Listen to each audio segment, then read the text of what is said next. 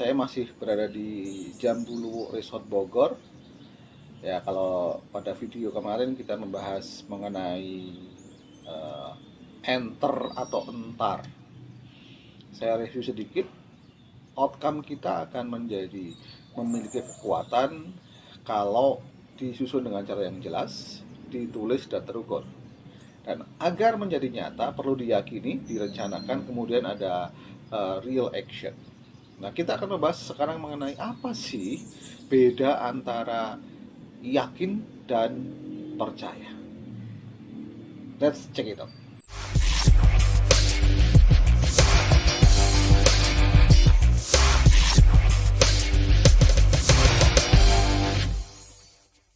Assalamualaikum warahmatullahi wabarakatuh. Salam sejahtera untuk kita semuanya. Sahabat Kampung NLP, Kafe Terapi yang berbahagia. Jumpa lagi dengan saya, Hari Dewanto. Nah, kita akan membahas mengenai apa itu beda antara percaya dan yakin. Menurut Anda sendiri bagaimana? Lebih kuat mana? Percaya, yakin, yakin, percaya? Ya, saya yakin Anda sudah paham dan mahfum. Banyak di antara Anda mungkin bisa dikatakan 99% mengatakan bahwa yakin itu lebih tinggi daripada percaya. Tapi bagaimana cara membedakannya? Bagaimana cara mendefinisikannya? Baik, sahabat Kampung NLP, Kafe Terapi yang berbahagia, saya ingin menggunakan sebuah retorika analogi sederhana saja. Jadi saya ini tinggal di Bogor, tetapi kegiatan lebih sering ada di Jakarta. Anggap saja karena saya udah lelah dengan menyetir sendiri, udah hampir 20 tahun saya nyetir sendiri Jakarta Bogor, maka saya kemudian mencari seorang driver. Tentunya saya akan memasang pengumuman di media sosial bahwa saya memerlukan seorang driver. Dari sekian orang yang mendaftar, akhirnya saya menentukan cukup satu karena mobil saya memang hanya satu. Saya memilih mereka tentunya atas dasar kepercayaan. Dari mana saya bisa percaya bahwa orang ini mumpuni, qualified sebagai seorang driver? Sederhana, cukup dilihat dari license-nya. Apakah dia memiliki SIM? Kita juga cukup melihat KTP-nya. Apakah dia memang penduduk yang terdaftar? Dan kita juga tahu alamatnya. Mungkin bisa saja ditambahkan dengan SKCK, Surat Keterangan Catatan Kepolisian. Pertanyaannya adalah ketika hari pertama saya disopirin oleh driver baru ini dari Bogor ke Jakarta, apakah saya bisa tidur? Atau Anda bayangkan deh, Anda baru ketemu dengan seorang driver, memang sudah lihat license-nya, SIM-nya, tapi Anda belum pernah mengalami disopirin oleh orang ini. Bisakah Anda tidur? Saya yakin nggak bisa. Biasanya apa yang dilakukan ketika Anda disopirin seseorang, ini biasanya para ibu nih, dan tidak tidur?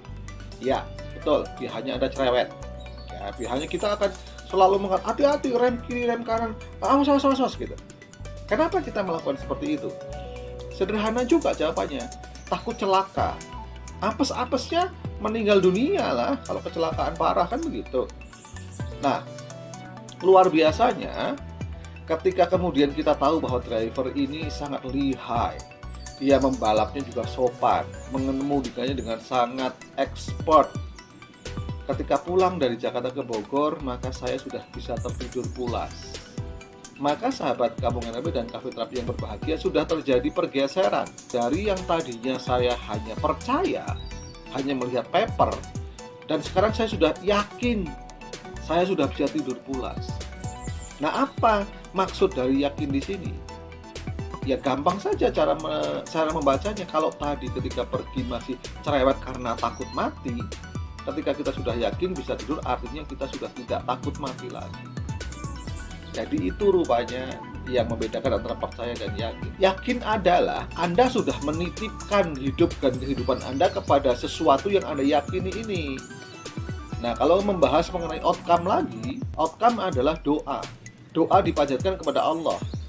Maka meyakini bahwa doa Anda bakal terkabul, itu berarti Anda sudah memberikan nyawa Anda, menitipkan nyawa Anda kepada Allah Sang Maha Pengabul Doa. Ada sebuah cerita menarik mengenai Buhat. Kalau Anda tahu, Buhat adalah anak dari Gurap. Gurap itu burung gagak. Di dalam cerita-cerita fabel, burung gagak biasanya digambarkan sebagai burung yang culas dan licik. Rupanya ini bukan sesuatu yang tidak beralasan.